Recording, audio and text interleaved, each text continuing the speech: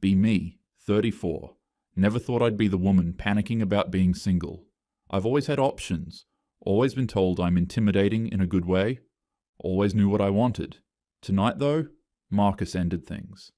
3 months of dating. I thought we were building something real. Then he just pulled the plug over text. Different life goals and not seeing it long term. We'd been at his place 2 nights ago. I brought up kids, how I'd raise them someday. No forced gender roles, emotional intelligence over discipline, letting them explore their identity freely. He got this look, didn't argue, just went quiet. Changed the subject to something about work, but the energy had shifted. The rest of the night felt strained, like we were both pretending everything was fine. The text came this morning. Clean, polite, final. Now I'm on my couch, wine glass in hand, watching his Instagram story. He's already at a bar with friends, laughing. Looks completely fine. Like the last 3 months meant nothing. My algorithm has other plans for me. Video after video. What men actually want in 2025. Why modern women struggle to find husbands. Red flags that make men run. I'm hate watching, rolling my eyes at the thumbnails when one stops me cold. 10 traits men avoid in a wife. The thumbnail shows a checklist. The view count is in the millions. Comments are brutal. Thousands of men agreeing, sharing their own experiences, talking about dodging bullets. I click it. The article isn't some incel rant. It's calm, matter of fact, clinical almost. Each trait has clear explanation, real-world examples. I read the first 3. Lack of domestic interest or skills. Combative communication style. High body count without pair bonding ability.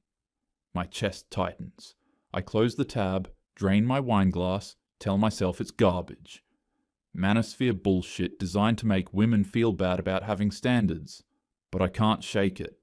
I reopen the tab. Read 3 more traits. Close it again. It sits in my browser history like a splinter I can't quite reach. I couldn't shake the article for 3 days. It lived in my browser history in the back of my mind. I'd open it, read 1 or 2 traits, close it defensively. But worse, I kept replaying recent dates through this new lens. The parenting conversation with Marcus 6 weeks ago.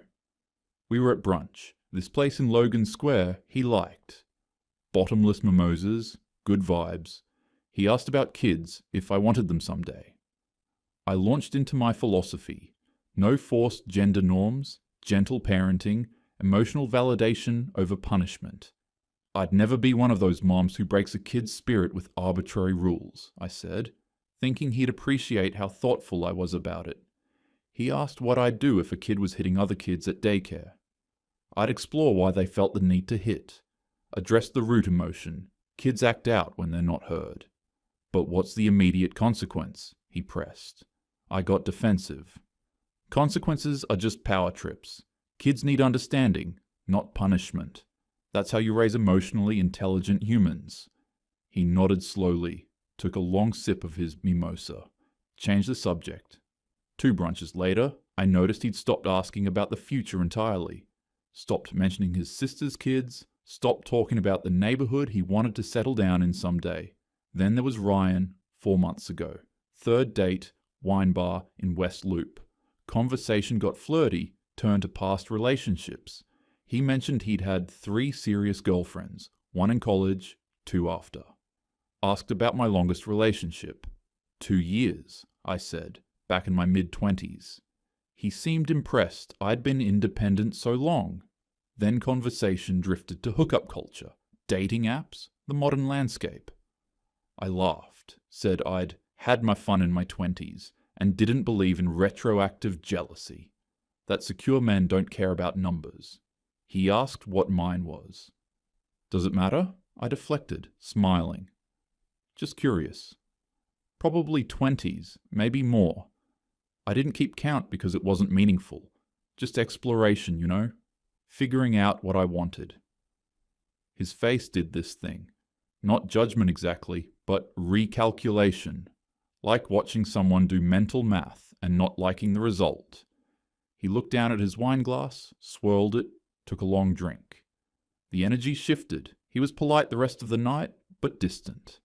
Texted less after that. Faded completely within 2 weeks. I'd told myself he was insecure, couldn't handle a woman who owned her sexuality. Now, sitting on my couch with the article pulled up again, that moment felt different. Then there was the family dinner with Marcus, the one that might have sealed it. I'd invited him to Sunday dinner at my parents' house in the suburbs. Big mistake, my dad started. Talking politics at the table, traditional marriage roles, how my mum managed the home while he built his career, how that partnership worked for them, how they'd raised us with clear structure. I couldn't help myself. Started debating him, pointing out how limiting that framework was for women, how it was basically unpaid labor disguised as partnership, how women deserved more than being household managers, how mom could have had her own career if she hadn't been trapped in that dynamic. My mum got quiet, looked down at her plate. My dad tried to respond, but I talked over him, pressing my points harder. Marcus watched the whole thing, said maybe 3 words the entire dinner. Complimented my mum's pot roast, asked my dad one question about his work, then went silent. In the car afterward, he was distant. "What's wrong?" I asked. "Nothing. Just, you were pretty harsh with your dad back there. He has outdated views. Someone needs to challenge them." Marcus just nodded, didn't argue. But something shifted between us after that night. He started being less available, suggested fewer future plans. Now, alone with my wine and my laptop, I'm seeing the pattern. The article's traits keep mapping onto my behavior. Inability to be agreeable or cooperative. Past promiscuity indicating lack of pair bonding. Disrespect toward male authority figures. But I keep arguing with myself. These men were insecure. They wanted a doormat. They couldn't handle a woman with opinions and experience, except the same pattern keeps happening. Different men, different situations, same result. I'm starting to feel something I haven't felt in years. Doubt. Not about my values exactly, but about whether my values are actually working for me. Whether being right matters if I'm alone. My phone buzzes. Text from my brother Jake. "Landing at O'Hare in an hour? Still cool if I crash this weekend?" I'd forgotten he was coming. "Yeah, see you soon," I type back. I close the article again. Pour more wine. Maybe talking to Jake will help, or maybe I'll just get drunk and forget about all of this. Jake showed up Friday evening with his overnight bag, and that settled life energy radiating off him. He's 31, 3 years younger than me, married to Emma for 2 years now. They just bought a house in Oak Park, one of those renovated bungalows with a yard for the dog they just adopted. Seeing him walk into my apartment, which suddenly felt smaller and messier with him there, made something twist in my chest. He used to be the messy one, the one I had to look after when Mom got sick that year, the one who couldn't get his shit together, who I'd lecture about responsibility. Now he's the one with the mortgage and the healthy relationship, and I'm spiraling over a breakup text. We ordered Thai food, opened wine. He asked about Marcus. I gave the sanitized version. Just didn't work out. He wasn't ready for something serious. Jake gave me this look. The same look he's been giving me since we were kids when he knows I'm bullshitting. "Maya, come on. You've been saying that about guys for 5 years now. He wasn't ready. He couldn't handle a strong woman. He was intimidated. Maybe what?" I cut him off, hearing the edge in my voice. He hesitated, took a drink of his beer. "Maybe it's not them." My face heated up. "So you're saying it's my fault I'm single?" "I'm saying there's a common denominator here, and it's not that every guy in Chicago is secretly terrified of successful women." I launched into my defense, the one I'd perfected over years of these conversations. Men are intimidated by successful women. They want someone submissive who will make them feel big. They're threatened by independence. They can't handle that. I don't need them financially or emotionally. They want the benefits of a modern woman, the income, the sex, the interesting conversations, but they also want someone who will cook and clean and defer to them. It's impossible standards. Jake listened, nodding, but I could see disagreement all over his face. "You done?" he asked when I paused for breath. "What? You want my actual opinion, or you want me to tell you what you want to hear?" That stopped me, because part of me did just want agreement, wanted him to validate my narrative, tell me I was right and everyone else was wrong, but another part, the part that had been sitting with that article for 3 days, needed to hear the truth. "Actual opinion," I said quietly. He pulled out his phone. "Show me that article you mentioned, the 10 traits thing." My stomach dropped. I'd mentioned it earlier, casually, trying to mock it. Didn't think he'd actually want to read it. "Jake, it's just manosphere bullshit designed to..." "Then why has it been bothering you for 3 days?" Fuck. He knew me too well. I pulled it up on my phone with shaking hands, handed it to him, watched his face as he scrolled through it. He wasn't smirking or nodding smugly. He looked sad almost, like he was reading a diagnosis for something serious. The apartment felt too quiet, just the hum of my fridge and the distant sound of traffic outside. "Okay," he said finally. "You want to go through these? You think these apply to me?" My voice came out flat. "Maya." He set his beer down, met my eyes. "I love you. You're my sister. I want you to be happy. But, yeah, I think we should talk about this." I poured more wine. My hand was shaking slightly. "Go ahead then." Jake pulled the article up on his phone, started reading the traits out loud. "Trait 1. Lack of domestic interest or skills." He looked up. "When's the last time you cooked an actual meal? Not takeout, not meal prep delivery. Actually cooked." "I cook," I said defensively. "Microwave doesn't count. Emma told me you said cooking was performing femininity for the male gaze." At our wedding. I had said that. Drunk at their reception, when Emma mentioned taking a couple's cooking class.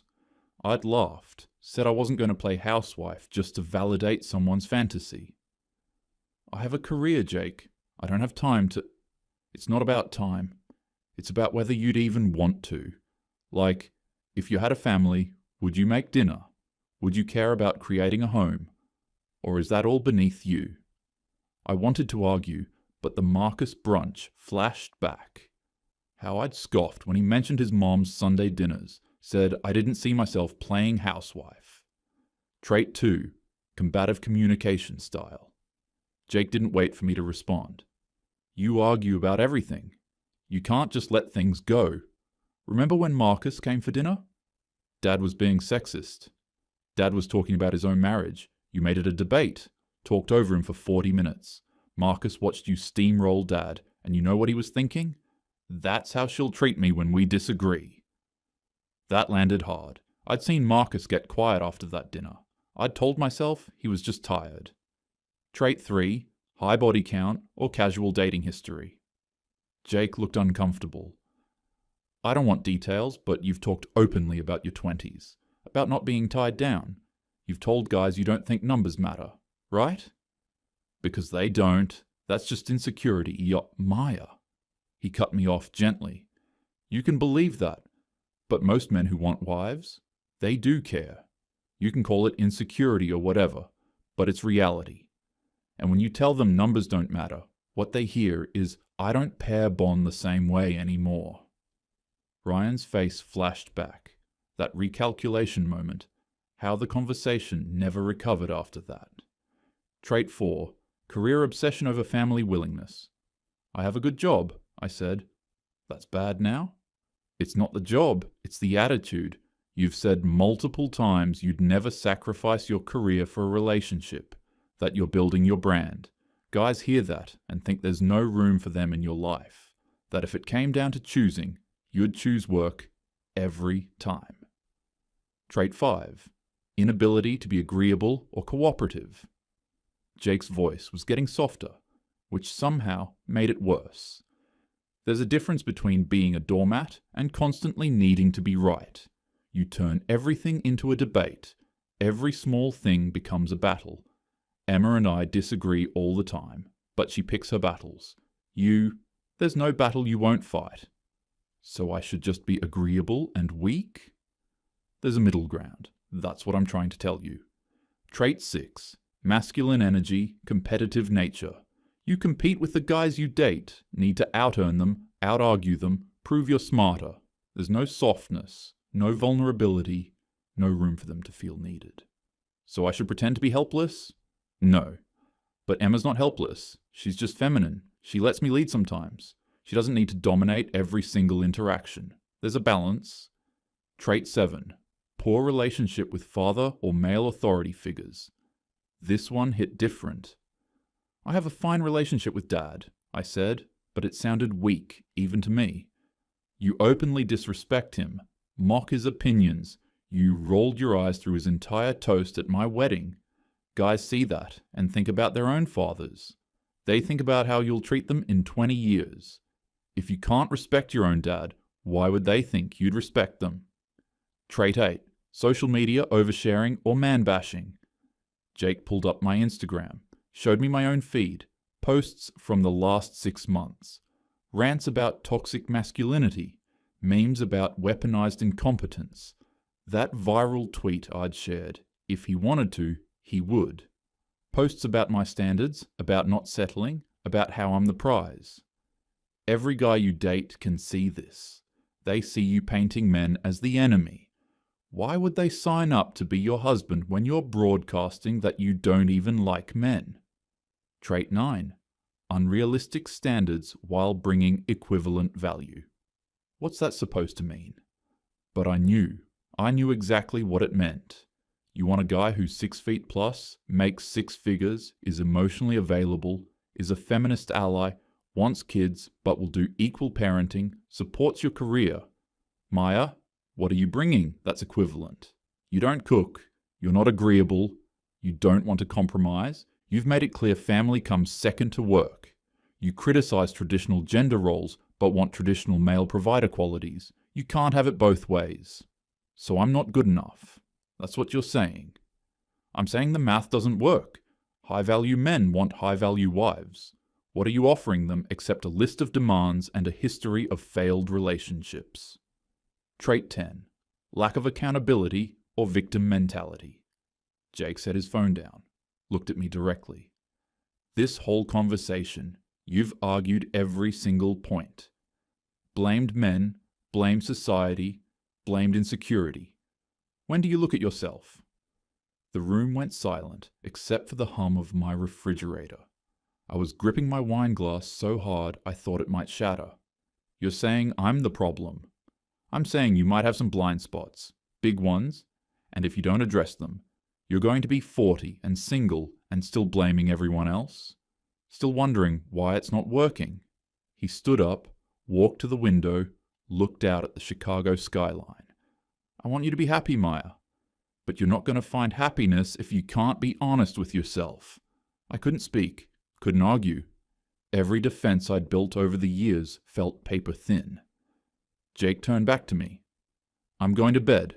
We can talk more tomorrow if you want. He headed to the guest room, left me alone with my wine and the truth. Jake left Saturday morning. Hugged me, told me he loved me, said everything came from wanting me to be happy. I nodded, numb, closed the door behind him. Spent the day trying to distract myself. Cleaned my apartment for the first time in weeks.